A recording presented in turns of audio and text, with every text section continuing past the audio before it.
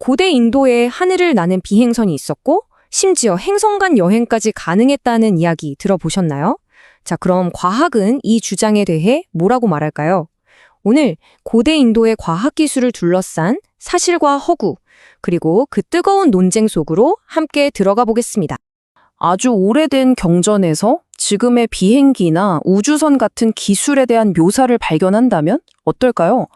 실제로 이런 주장들이 나오면서 우리가 알던 역사에 대해 아주 근본적인 질문을 던지게 되는 거죠. 자, 여기 한번 보세요. 왼쪽은 고대 사원에 새겨진 조각이고 오른쪽은 현대의 로켓입니다.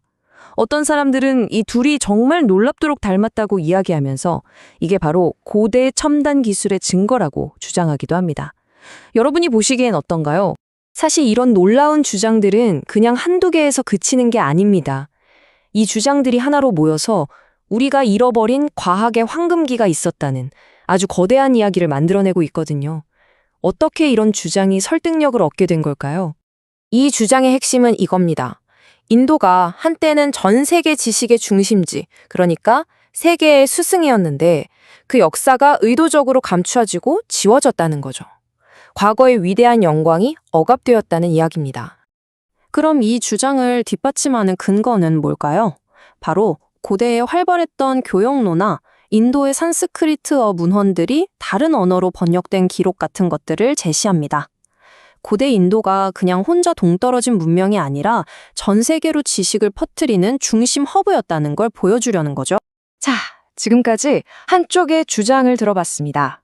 그렇다면 현대 과학계에서는 이런 놀라운 이야기들을 어떻게 보고 있을까요? 이제부터는 좀 더 비판적으로 한번 살펴보겠습니다. 과학자들은 어떤 위대한 발명도 갑자기 하늘에서 뚝 떨어지지 않는다고 말합니다. 과학자 마양크 발히아의 표현을 빌리자면 모든 복잡한 기술에는 그 기술이 나올 수 있도록 차곡차곡 쌓아 올린 지식의 발판이라는 게 반드시 필요하다는 겁니다. 예를 들어서 유전 공학 기술을 한번 생각해 볼까요?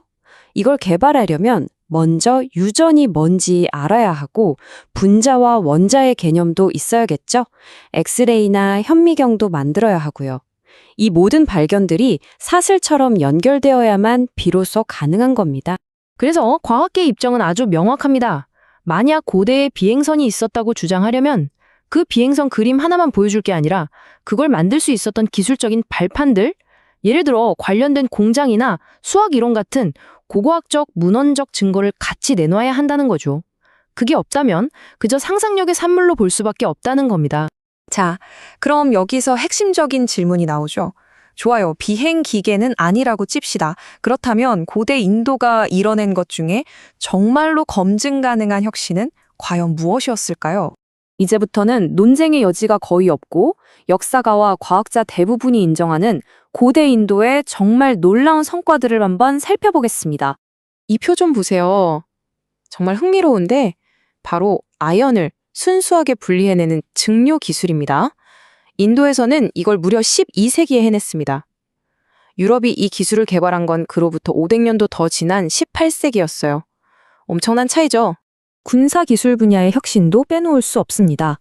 18세기에 티푸 술탄이 사용했던 이 로켓은 그야말로 전쟁의 판도를 완전히 뒤바꿔 놓았습니다. 여기서 진짜 대단했던 혁신은 로켓 그 자체가 아니었어요. 바로 로켓의 몸체를 종이가 아니라 금속으로 만들었다는 점입니다. 덕분에 로켓의 사거리가 폭발적으로 늘어났고 이 기술은 나중에 영국군이 배워가서 더 발전시키게 됩니다. 그리고 이건 정말 일부에 불과합니다. 못을 하나도 쓰지 않고 거대한 배를 만드는 기술, 그 유명한 다마스쿠스 강철을 만들어낸 야금술, 심지어 뉴턴보다 먼저 미적분의 개념을 연구했던 수학까지 정말 수많은 증거들이 남아있죠.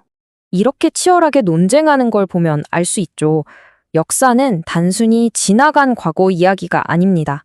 바로 지금 우리의 정체성을 만들어가는 아주 중요한 전쟁터인 셈이죠. 역사가 에릭 스완슨이 지적했듯이 우리가 배우는 역사는 승자의 관점에서 쓰이는 경우가 많습니다. 특정한 의도를 가진 이야기가 마치 진실인 것처럼 포장돼서 우리에게 전달되는 경우가 많다는 거죠. 바로 이 지점에서 일부 학자들이 우려를 표합니다. 아무리 의도가 좋다고 해도 검증되지 않은 너무 거창한 주장들은 오히려 진짜 대단했던 역사적 성과들마저 의심받게 만들고 진지한 연구의 신뢰도를 떨어뜨릴 수 있다는 겁니다. 결국 우리에게 남겨진 질문은 이겁니다. 어떻게 하면 과학적인 엄격함을 잃지 않으면서도 우리가 가진 위대한 유산에 자부심을 가질 수 있을까요? 사실과 신화 사이에서 균형을 잡는 것. 어쩌면 그게 바로 오늘날 우리에게 주어진 가장 큰 숙제일지도 모르겠습니다.